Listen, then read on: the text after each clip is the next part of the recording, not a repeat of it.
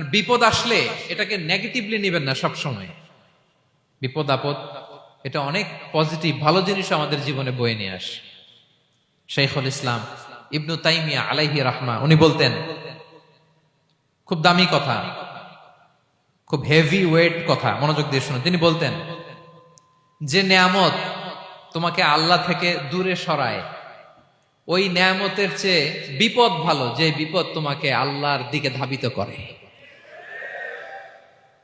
I repeat, আমি আবারও বলি, যে নাজ নেয়ামত তোমাকে আল্লাহ থেকে দূরে সরিয়ে দেয়, সে নাজ নেয়ামতের চেয়ে ওই বিপদ আপদ ভালো, যে বিপদ আপদ তোমাকে আল্লাহর কাছে টেনে দেয়। তাহলে বিপদ আপদ আসলে আপনি হতাশ হবেন? আর কখনো দুঃখ করবেন?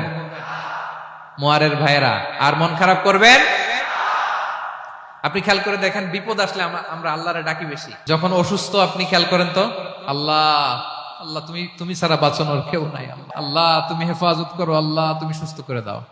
যখন লাইফ থ্রেট, আপনি গুম হয়ে যেতে পারেন, আপনার কারাবন্দি করতে পারে, এরকম একটা বিপদের মধ্যে আছেন, তখন খেয়াল করেন তো আল্লাহর সাথে আপনার কানেক্টিভিটি, রিলেশনশিপটা কতটা ডেভেলপ হয়।